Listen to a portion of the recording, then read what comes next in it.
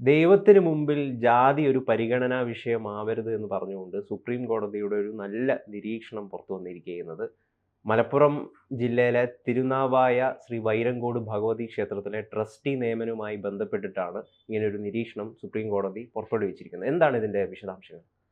ഇതിൻ്റെ വിശദാംശം ഇന്ന് ചില മാധ്യമങ്ങൾ റിപ്പോർട്ട് ചെയ്തിട്ടുണ്ട്. ഡൽഹിയിൽ നിന്ന് സുപ്രീം കോടതിയിൽ ഈ ഈശ്വരൻ്റെ വിഷയം ചർച്ചയ്ക്ക് വന്നപ്പോൾ ദൈവത്തിന് ജാതിയില്ല എന്നൊരു കമൻ്റാണ് മാധ്യമങ്ങൾ അതിന് ഒരു ക്യാപ്ഷനായിട്ട് വന്നിരിക്കുന്നത്, ഹെഡ്ലൈനായിട്ടൊക്കെ വന്നിട്ട്. അപ്പോൾ അത് വായിപ്പിക്കാൻ വേണ്ടിയുള്ള ഒരു പ്രേരണയാണോ അതോ കോർട്ട് യഥാർത്ഥത്തിൽ ഗോഡ് എന്ന വാക്ക് ഉപയോഗിച്ചിട്ടുണ്ടോ എന്ന് നമുക്ക് ആ വിധിന്യായം വായിച്ചാലേ അറിയുള്ളൂ. അതവിടെ നിൽക്കട്ടെ. ഏതായാലും ഒരു ക്ഷേത്ര ട്രസ്റ്റി നിയമനത്തെ ചൊല്ലിയുള്ള വിവാദം, അതിൽ ഈ ജാതി പരിഗണന, ഈ ട്രസ്റ്റിമാരെ തിരഞ്ഞെടുക്കുന്നതിൽ കമ്മ്യൂണൽ റൊട്ടേഷൻ സമ്പ്രദായവും റിസർവേഷനും ഒന്നും പാലിച്ചില്ല എന്നായിരിക്കും ഇതിൻ്റെ തർക്ക വിഷയം. ഇത് ഹൈക്കോടതി തള്ളിയതാണ് ഈ കേസ്. കേരള ഹൈക്കോടതിയുടെ വിധിക്കെതിരായിട്ടുള്ള ഒരു അപ്പീൽ ആയിട്ടാണ് സുപ്രീം കോടതിയിൽ വന്നത്. അപ്പോൾ സുപ്രീം കോടതിയും അത് ശരിവെക്കുകയാണ് ചെയ്തത്.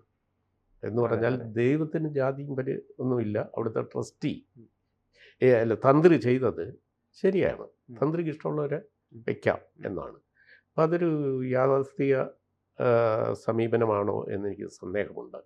പറഞ്ഞത് സുപ്രീം കോടതിയാണെങ്കിൽ പോലും നമ്മുടെ നാട്ടിലെ ക്ഷേത്രങ്ങളുടെ ഭരണ നിയന്ത്രിക്കുന്നതിൽ രാഷ്ട്രീയവും മതവും ജാതിയും ഒക്കെ ഇന്ന് ഒരു പരിഗണനാ വിഷയമാണ്. കാരണം ക്ഷേത്രപ്രവേശനം വിളംബരം ആദ്യമായി ഇന്ത്യയിൽ നടന്ന സംസ്ഥാനങ്ങളിലൊന്നാണ് തിരുവിതാംകൂറും ഉൾപ്പെട്ട കൊച്ചിയൊക്കെ ഉൾപ്പെട്ട കേരളം. അപ്പോൾ അതിനുശേഷമാണ് മറ്റു സംസ്ഥാനം തമിഴ്നാട് അടക്കമുള്ള സ്റ്റേറ്റിലേക്ക് അത് പകർത്തപ്പെടുന്നത്. അപ്പോൾ അത് വൈക്കം സത്യാഗ്രഹം പോലെയുള്ള ഈ വിഷയത്തിലുള്ള ഒരു പ്രധാനപ്പെട്ട പ്രക്ഷോഭം നടന്ന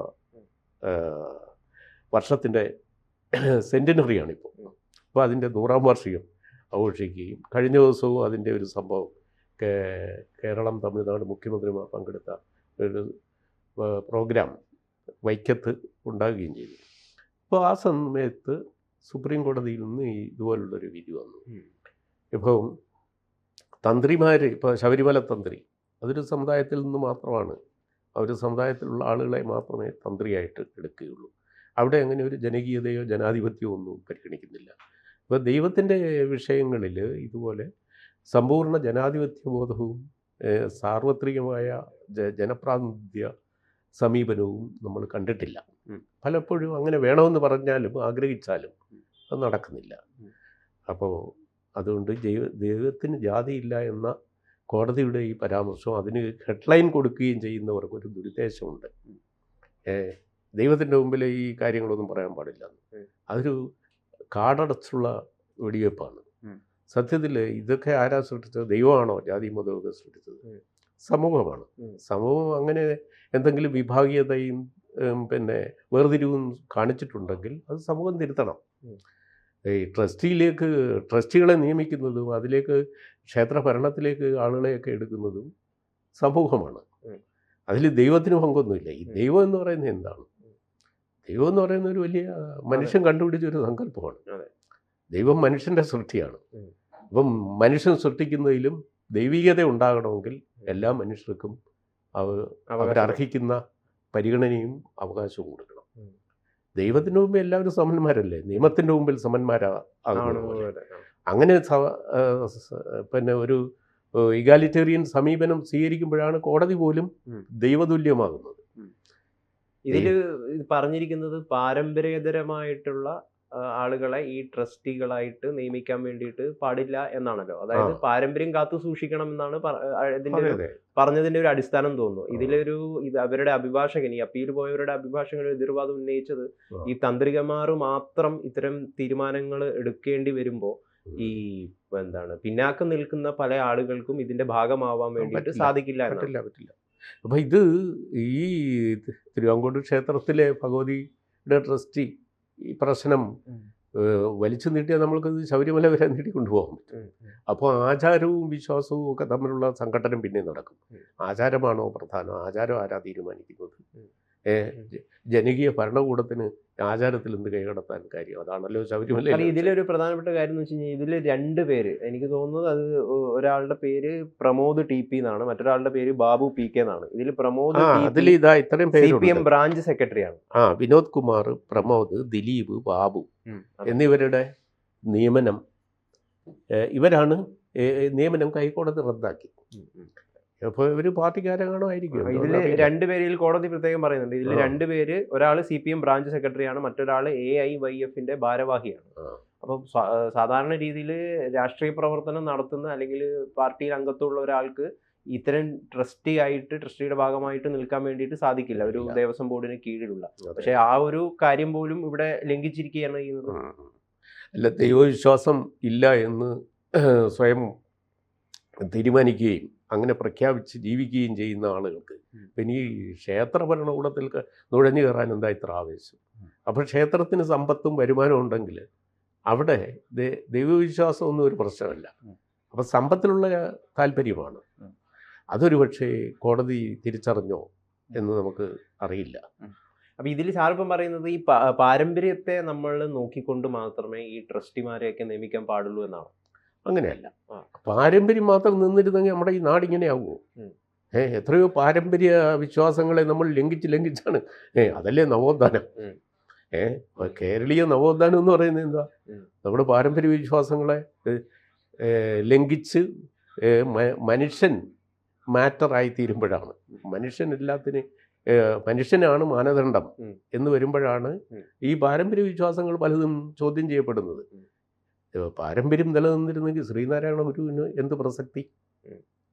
നവോത്ഥാനത്തിൻ്റെ ഏറ്റവും വലിയ പ്രവാചകനും നേതാവും അദ്ദേഹമല്ലേ.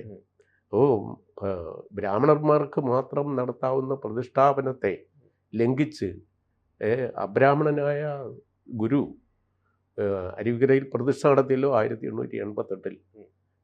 അതല്ലേ കേരളീയ നവോത്ഥാനത്തിൻ്റെ ഉത്കോഷം ആരംഭിച്ച. അപ്പോൾ അത് പാരമ്പര്യം പാലിച്ചിരുന്നുവെങ്കിൽ അത് നടക്കൂ. അപ്പോൾ അവിടെ നിന്നാണ് ഈ ക്ഷേത്ര വിശ്വാസികൾക്കെല്ലാം ക്ഷേത്രം ആരാധിക്കാനുള്ള അവകാശമുണ്ടെന്നും അങ്ങനെ ഹിന്ദു വിഭാഗത്തിനെല്ലാം ക്ഷേത്രത്തിൽ ആരാധനാ സ്വാതന്ത്ര്യം കിട്ടാനുള്ള രാജകീയ വിളംബരമൊക്കെ പിന്നെ അതുകൊണ്ടാണ് വന്നത്, അതിൻ്റെ തുടർച്ചയാണ്. അപ്പോൾ നമ്മൾ പാരമ്പര്യത്തിൽ മൂഢവിശ്വാസങ്ങളുണ്ട്, ലംഘിക്കപ്പെടേണ്ട അതും ആധുനിക ജീവിതത്തിന് ഇണങ്ങാത്തതുമായ ആചാരങ്ങളുണ്ട്. അത് പരിഷ്കരിക്കപ്പെടും.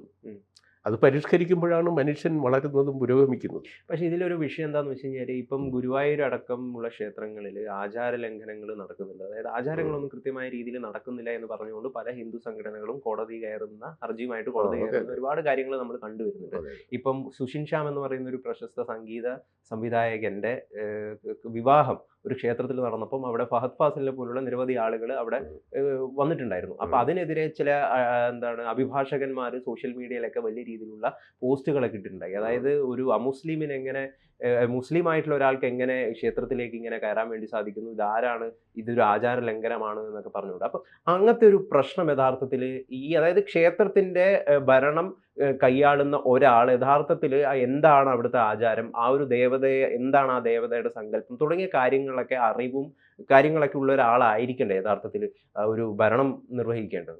അല്ലാതെ നമുക്ക് തോന്നിയ ആളുകളെയൊക്കെ നിയമിക്കാൻ പറ്റില്ല. കൃത്യമായിട്ട് അവിടെ പല പ്രശ്നങ്ങളും ഉണ്ടാവും. ഈ അറിവ് ജന്മം കൊണ്ട് വരുന്നതാണോ കർമ്മം കൊണ്ടുണ്ടാകേണ്ടത്, ആർജിക്കേണ്ടത്? കർമ്മം കൊണ്ടാണ്. ആണല്ലോ. അങ്ങനെയാണെങ്കിൽ ബ്രാഹ്മണൻ ആകുക എന്ന് പറയുന്നത് ജന്മം കൊണ്ടാണോ കർമ്മം കൊണ്ടാണോ? കർമ്മം കൊണ്ടാണ്. ആണോ? കർമ്മം കൊണ്ടാണ്. അപ്പോൾ ബ്രാഹ്മണരായ മാതാപിതാക്കളുടെ മകനോ മകളോ ആയി ജനിച്ചാൽ ബ്രാഹ്മണനാകണമെന്നില്ല. ജന്മനാ ജായതേ മർത്യൻ, കർമ്മണാ ജായതേ ദ്വിജൻ, ബ്രഹ്മജ്ഞാനേനി ഇതി ബ്രാഹ്മണ. ഇതാണ്. അപ്പോൾ ബ്രഹ്മജ്ഞാനം കിട്ടുന്ന ആരും ബ്രാഹ്മണനാണ്. അതെ അതെ. അവിടെ ജാതി, അതായത് നിങ്ങൾ ജനിച്ചത് ഏതിലാണെന്നുള്ളൊരു പരിഗണന വിഷയമല്ല. അല്ല. അപ്പോൾ സന്യാസിമാരുടെ പൂർവ്വ ആശ്രമം അന്വേഷിക്കരുതെന്നാണ് പറയുന്നത്. അപ്പോൾ കർമ്മം കൊണ്ടാണ് ഒരാൾ ബ്രാഹ്മണ്യം ആർജിക്കുന്നത്. അങ്ങനെയാണെങ്കിൽ അങ്ങനെയുള്ള ആർക്കും പൂജാരിയാകാമല്ലോ. പക്ഷെ അത് ഇനിയും നമ്മുടെ സംസ്ഥാനം അംഗീകരിച്ചിട്ടില്ല. അങ്ങനെയാണെങ്കിൽ പിന്നെ യേശുദാസിന് ഗുരുവായൂരിൽ പ്രവേശിക്കാമല്ലോ, അല്ലേ? അതെ അതെ. പ്രവേശിപ്പിക്കേണ്ടതല്ലേ? പ്രവേശിപ്പിക്കേണ്ടതാണ്. പക്ഷെ ആ. ആരാണ് അവിടുത്തെ അപ്പോൾ ഭഗത് ഫാസിൽ കല്യാണത്തിന് പങ്കെടുത്തതിന് എന്താണ് കുറ്റം? അതല്ല, പക്ഷെ അത് ദേവസ്വം ബോർഡിന്റെ ശരിക്കും പറഞ്ഞു കഴിഞ്ഞാൽ ഒരു വീഴ്ച തന്നെയല്ലേ യേശുദാസിനെ ഈ ഗുരുവായൂർ ക്ഷേത്രത്തിലേക്ക് പ്രവേശിപ്പിക്കാത്തത്. കാരണം എനിക്ക് തോന്നുന്നില്ല ഇവിടെയുള്ള വലിയൊരു ഹിന്ദു സമൂഹം യേശുദാസ് ഗുരുവായൂരിൽ കയറുന്നതിൽ എന്തെങ്കിലും രീതിയിലുള്ള ഒരു പ്രശ്നം അവർക്കുണ്ട് എന്ന് എനിക്ക് തോന്നുന്നില്ല. പക്ഷെ ഇത് യഥാർത്ഥത്തിൽ ഈ ദേവസ്വം ബോർഡിന്റെ ഒരു പ്രശ്നം തന്നെയല്ലേ? ദേവസ്വമല്ല, ഈ ക്ഷേത്രവും ക്ഷേത്രഭരണവും ഈ സമ്പത്തും വരുമാനമുള്ള ക്ഷേത്രങ്ങളൊക്കെ കൈയടക്കി വെച്ചിരിക്കുന്നത് അത് ജനകീയമാക്കാനുള്ള മടിയാണ്. ഇത് അധികാരവും പണവും കൈവിട്ടു പോകരുത്. അതാണ് ഇതിൻ്റെ അടിസ്ഥാന വികാരം. അല്ലാതെ ദൈവത്തിന് ഇതിലൊന്നും പരാതിയൊന്നുമില്ല. അതുകൊണ്ട് ഹൈക്കോടതി ദൈവത്തിന് ജാതിയില്ല എന്ന് പറഞ്ഞത്. ജാതിയില്ല, മതവുമില്ല എന്ന് പറയുന്ന ഒരു അവസ്ഥയിലേക്ക് വരികയാണെങ്കിൽ യേശുദാസിനും ഭഗത് ഫാസിനും ഒക്കെ ക്ഷേത്രത്തിലേക്ക് പ്രവേശിക്കാം. അവർ വിശ്വാസികളാണെങ്കിൽ, അവർക്ക് ഇഷ്ടമാണെങ്കിൽ. ആ ഒരു അവസ്ഥയിലേക്ക് ഇതിനേക്കാൾ വളർത്തുകയും വിപുലീകരിച്ച് കാണുകയും ചെയ്യുന്നെങ്കിൽ നമ്മൾ ഇതേപ്പറ്റി ചർച്ച ചെയ്യേണ്ടത് പോലും വരില്ല. അപ്പോൾ അങ്ങനെ ഒരു സമത്വബോധത്തിലേക്കും ഒരു സാർവത്രികമായ മനുഷ്യ ഗുണങ്ങളിലേക്കും നമ്മുടെ ആചാരങ്ങളും വളരട്ടെ. എന്തായാലും ദൈവങ്ങൾ ഒരു പ്രത്യേക വിഭാഗത്തിന് വേണ്ടി മാത്രമുള്ളതല്ല, ദൈവങ്ങൾ എല്ലാവർക്കും ഉള്ളതാണ്. അവിടെ ജാതി ഒരു പരിഗണന വിഷയമേ അല്ല. അല്ല, ദൈവം എന്ന് പറയുന്നതിനെ പറ്റി നമുക്ക് വളരെ മോശപ്പെട്ട ഒരു സങ്കല്പമാണുള്ളത്. വളരെ മൂഢവിശ്വാസമാണ്. ദൈവമല്ല, ദൈവം ഉണ്ടോ ഇല്ലയോ എന്നുള്ളതല്ല പ്രശ്നം, ദൈവികതയാണ്. It is not God. Oh God, there is no God എന്ന് പറയേണ്ട അവസ്ഥയാണ്. But godliness is of course there. ദൈവികത അവിടെ ഉണ്ട്. ദേവനും ദൈവി, നമ്മൾ 30 കോടി ദൈവങ്ങളുള്ള രാജ്യമാണ്. എഴയുന്ന ദൈവമുണ്ട്, പറക്കുന്ന ദൈവമുണ്ട്, ഇല്ലേ? കല്ലിലും തുരുമ്പിലും തൂണിലും ദൈവികത കാണുന്ന ഒരു മഹാ സംസ്കാരത്തിൻ്റെ പിന്തുടർച്ചക്കാരാണ്. അങ്ങനെയാണെങ്കിൽ ഗോഡിനെ കുറിച്ച് തർക്കിക്കുന്ന എന്തിനാണ്? ഗോഡല്ല വിഷയം, ഗോഡ്ലിനെസ് ആണ്. എല്ലാവർക്കും ദൈവികത ഉണ്ടാവണം. അത് ഗൗതമിലും എനിക്കും എല്ലാവരിലും ഈ ദൈവികത ഉണ്ട്. അതല്ലേ? അതാണ് തത്വമസി. അതെല്ലാവരും തിരിച്ചറിയട്ടെ.